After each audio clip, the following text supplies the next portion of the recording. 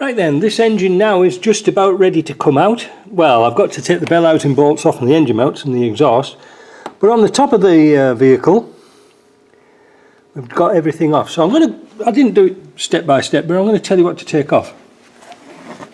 Take all the pipes and connectors, the breathers, off the back of the engine here. Now don't forget to take off this little wire for the glow plugs. Fuel pipes off here, fuel pipe off here, fuel pipe off here. Notice too that I take out the expansion bottle. Really easy, just a few screws. The reason for that is when you drop the engine in, this pump comes up and hits it, so you have to sort of wiggle it around a little bit. Pipes for the oil cooler hooked up out the way and capped off. Throttle cable off. Down here we've got the vacuum pipe off. I take off this bolt here and undo the nut at the bottom just to move it out the way a bit so you can get good access. That's easy. Now you might have noticed that the wiring is still on the car. It's all tied up here. The reason for that is that on these 300 TDIs I pull the wiring out this way because it's only a few wires, there's not much, but the plug here tees into the wires going to the gearbox, the high and low and your handbrake and bits and pieces like that. So it's a pain in the backside to get out. So it's easier just to pull the wires through than put your hands underneath and pull all the wires off, and then you don't want to take the risk of breaking the connector off the top of the diff lock light. Naughty, don't want to do that. So that's that side done. As you can see, there's plenty of room. We take off the air cleaner, take off the bottom hose. That's done. The vacuum pipe's off. There, it's tied up there. Tie wraps, just use some tie wraps to tie things up. This little bracket thing here is really handy for putting your pipes on. Let's have a look round the front. You'll notice down here I've taken off the power steering pump and drop it down. That means that we don't have to drain off the system. We can get that in and out without messing about too much. Also, I've drained off all the cooling system, and just under here, well, you might be able to see it, there's the plug for the drain, so you can put your hand through there and get that off. That's easy, isn't it? Belt off, goes without saying because you need to take the belt off to get the pulley off. Alternator, take the cover off the back, take the wires off, and again feed it through. That's easy. What have we got down here? Starter wires, all the wires off, all the wires go down here tied up there or tucked away down here. And that's about it really. They are really easy to do. Just make sure you've got your mountings on and you put the bolts back in here, and it shouldn't be too much of a problem. I've done these before by leaving the radiator in, but I thought for the amount of time it takes to get it out, it's not too bad. Now I am leaving in this slam panel here because A, I think I can clear it, and B, I don't think I need to take it off this time because there's plenty of room to pull it forward. If you've got a 200 TDI, you could put a bus in there, you've got that much room. But I have done them before like this, and you know, like to get the power steering pump off, well, you might as well take the radiator off and then you can get to the bolts easy. You can struggle on if you wish, but I don't know. That's how I do it. Now, so what I'm going to do now is lift it up, get the exhaust off, bell housing bolts off, and then she should be ready to come out, and then I can get it lifted up. But what I'm going to do is lift it up, turn it, get the clutch off. Now the thing is, by doing it like this, we can look at the clutch. We'll put him one of my clutch forks in. Now's an ideal time to do it. You know, now's an ideal time to do it. Box it up, inspect the clutch. We have to take it off anyway, take the flywheel off, and then it'll just be ready to go. So let's get on with that. So I've got my balance beam on here, and on my lift, now we've got a pneumatic cylinder. So we can free ourselves up.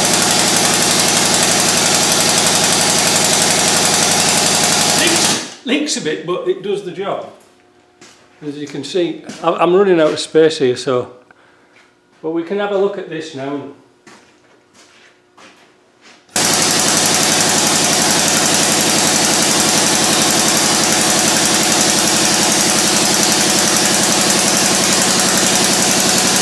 I want to see if it's going to clear the front panel. It doesn't really need to, but it should be able to. I don't know how high this goes.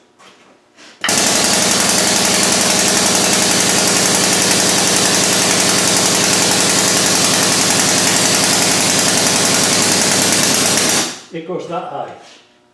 So we're a little bit short. Let me drop the car down a bit. I've got the wheel off the other side. Oh, that's not a lot. Anyway. Might not matter too much. Gosh, it's very rusty. Clutch doesn't look too bad. But there is a lot of oil in there. Can you see there? It's full of oil. The clutch fork looks good. And in there is all full of oil as well. I wonder if I could push this in a bit further and then just turn it around and work on the lift. Should be able to. Yeah, I can work there, that's alright. We don't need much more than that.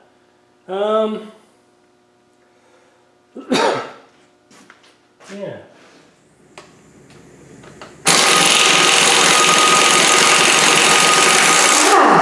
There we go.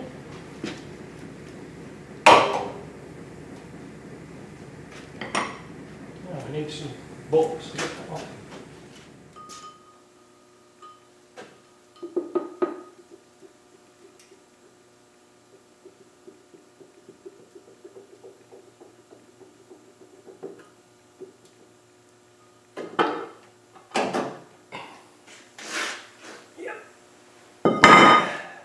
You see where the seal's been leaking across here, look. Oh well, we'll get that off. A 10mm, where's that going?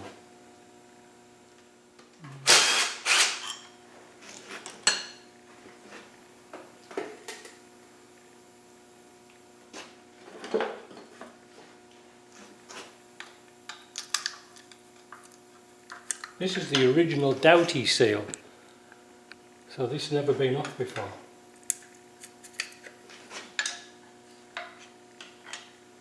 Keep your eye on the oil in here. Yeah, look at that. So you can see here, when I zoom this out, so you can see here, this is all wet with oil, but the original seal had like a rubber ring on it. Take it off and show you. Nowadays we don't put the gasket on. The gasket stayed inside there, so you can see there's precious little room here for a seal. Now as that warped, I'll go and find a straight edge and we'll come back.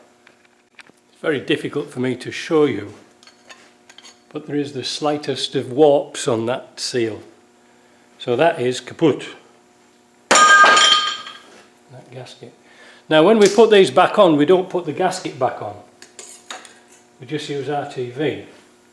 First of all, we've got to clean up all this mess. So it has been leaking, eh? Yeah, it's a shame, isn't it? Ah, you can see where it's dripping out the bell housing. How the hell am I going to get all that oil out of there? Oh well, my problem. Mark used all my brake cleaner but replaced it with this CarQuest brake parts cleaner. It's absolute rubbish. It doesn't do anything at all. Look at this here. Squirt it on. It just... It's hopeless. This is all down to bloody Trudeau, because he changed wanted to change the formulas because it's killing polar bears. Not that we ain't got enough of them buggers. So I've managed to find one of my old cans here. And we'll see what the difference is with this one. You'll go on the floor.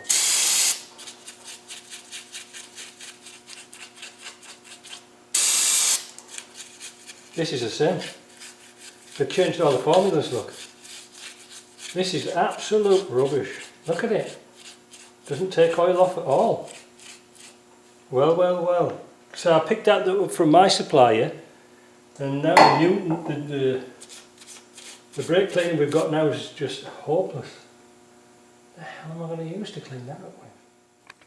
Well, I got the engine out completely this time. I took the wheels off, both wheels off, and I managed to get it over the top because I'm just a bit unsure about using acetone on the paint. It's not very good for it. So, but this brake cleaner is just absolutely hopeless.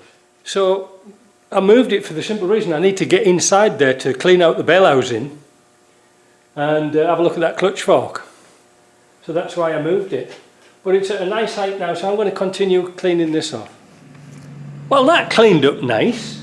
And the bell housing cleaned up nice too. So what I'm going to do now is I'm going to fit the seal. I've taken the plastic insert out, the one you're supposed to not take out, because I'm going to use this one that JP made me, a steel one, which is a lot less friction to put the seal on. It works very, very well. Now, some good news is that with this tool like this, it's really, really good. This works well. But with JP's new CNC machine, he should be able to make these pretty cost effective, because once we've got a design in, this one we can copy because we know it works, then maybe we could make a few. I don't know. Watch this space, but I love this one. It really works well, because when we put this on the crank like that, it sits straight on the nose of the crank here, can't move anywhere, and then when we put the seal on, it just slips on. Now the thing you've got to really remember about these seals is you must fit them dry. You do not put oil on the seal lip at all. So we're going to put some RTV around here, but you can see there's two holes here to be tapped. So what we're going to do is put this seal on, pop, leave it to dry, and then we're going to drill and tap these holes once it's nice and dry. We should be able to do that okay without disturbing anything, because it's just straight through here. Alright? And it's only going to be a shortish bolt. It's not going to be a great big bolt. So I think that's the best way to do. So let's get that fitted.